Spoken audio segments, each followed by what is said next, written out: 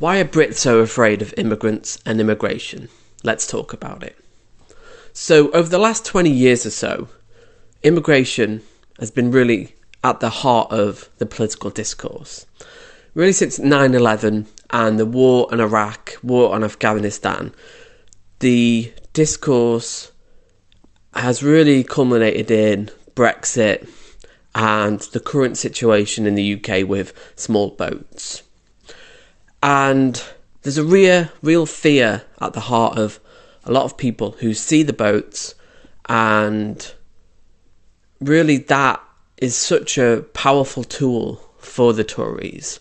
And, I could talk about the data on this, how immigrants on average commit less crime. They work harder often and contribute to the tax system and actually contribute culturally and in many different ways.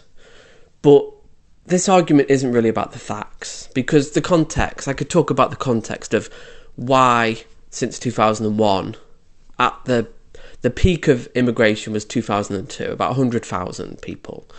And then you look at the recent peak of 2022 when it was about the same, 100,000 people.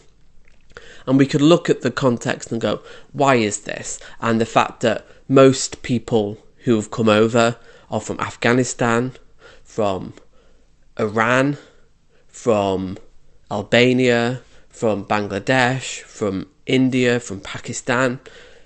But it's not really about the facts. It's not really about the context of why people come over, because people are coming over from Afghanistan.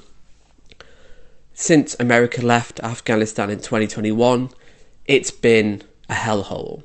And the Taliban have taken over. Even America, the biggest military in the world, could not contain the Taliban. So the idea that these people, again, the majority that came over in 2022, the idea that these people aren't desperate or these people are just coming over for a free ride is just not factually true. And again, it's not about the facts. It's not about the objective facts about what is happening, why it's happening, and actually the net good that immigration has. We need immigrants. We need people to come in and do the jobs that British people don't want to do.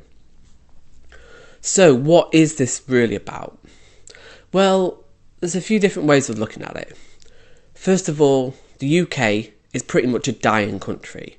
Our economy, our GDP has been stagnant for the last 20, 30 years. We don't really produce anything.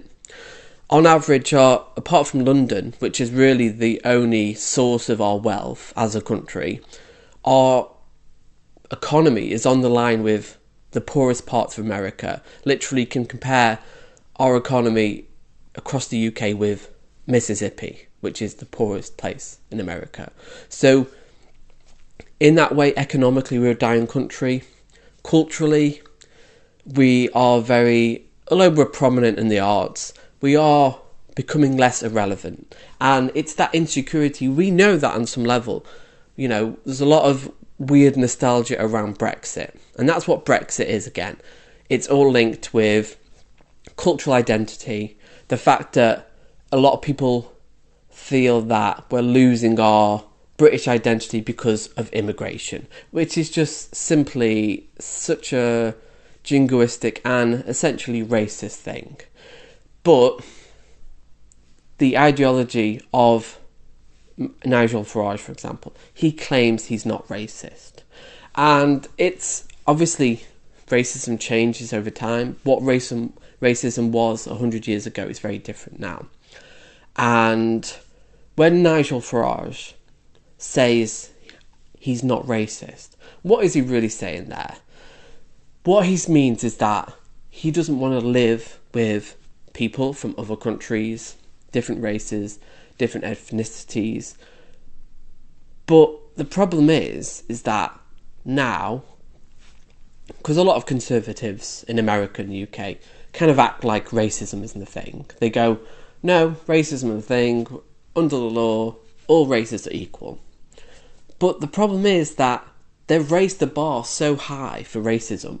Now that racism is has to be a violence. It has to be an explicit indication that someone is racist.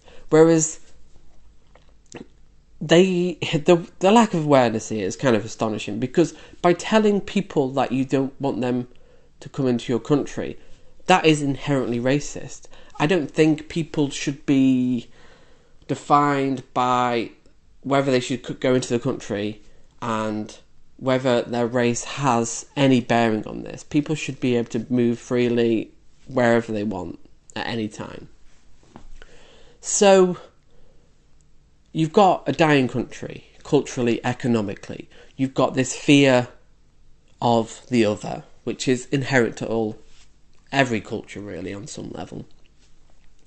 And then you've got this Brexit that often really was a racist kind of dog whistle against immigration.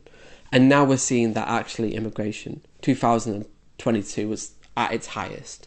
So after we left in 2021, it's actually, we haven't taken back control.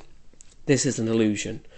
And also, there's many things to talk about here, but the idea of legal immigration is such a fallacy, because we have laws that mean that you can go to most countries, especially UK, and seek refugee status or immigrant status, and we did have a process for that.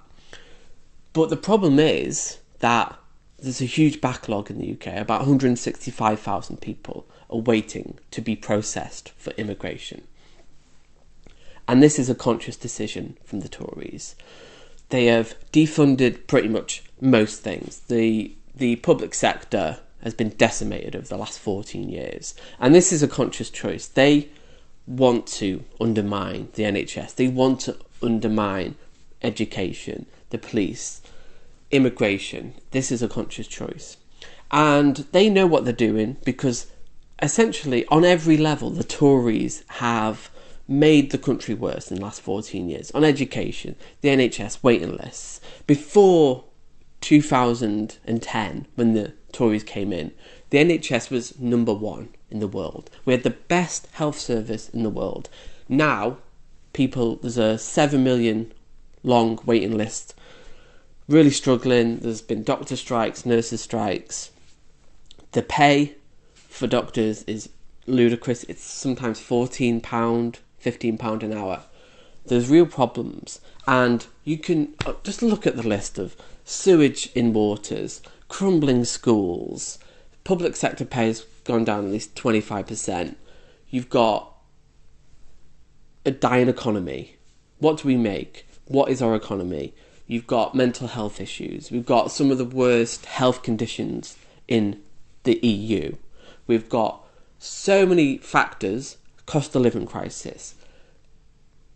I could go on and go on.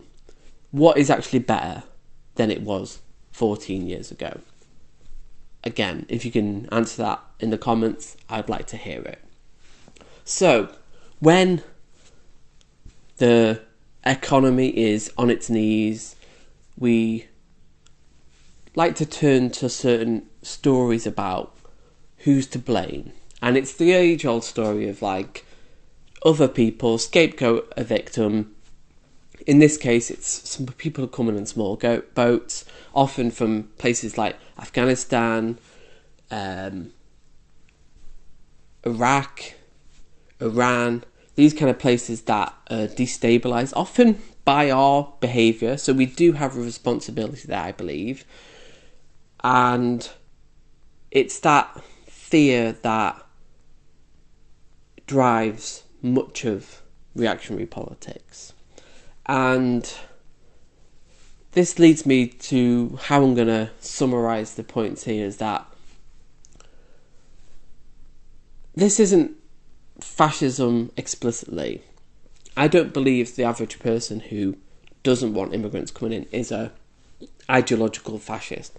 I don't think they would claim to be a fascist. But their ideas certainly do enable fascist ideologies and can lead to very fascistic beliefs about people. Because you just got to see the comments. When there's an event going on about small boats, when it's put in the tabloids, the way people talk about these people, it's some of the most dehumanizing language I've ever seen. It really is disgusting.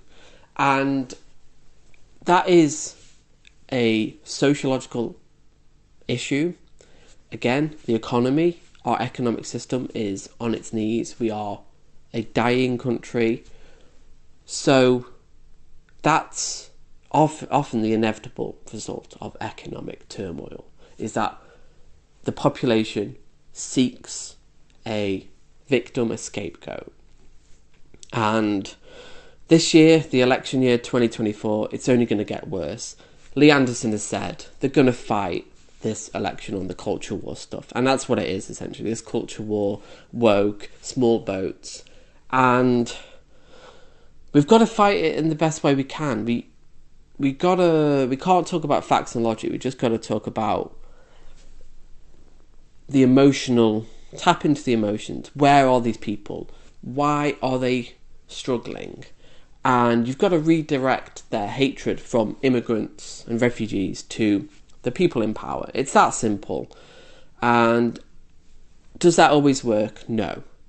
Because I know a lot of people are going to just want to vote for the Reform Party. And hopefully they do. If you're watching this and you're going to vote for the Reform Party, please do that. Please divide the votes between them, and inevitably, hopefully then, we'll have a Labour landslide. That's not going to be perfect, but it's always a case of voting for the lesser two evils. So, in conclusion, why do the Brits fear immigrants? Really, it's that we are a dying country.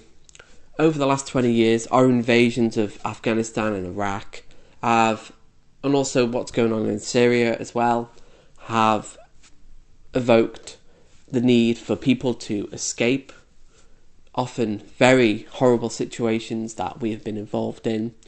And it's important to include that context. People want to come to this country to contribute. They're not taking often. They commit less crime on average. They produce more money for the tax coffers, and they contribute in many different ways. So that's all I have for you today.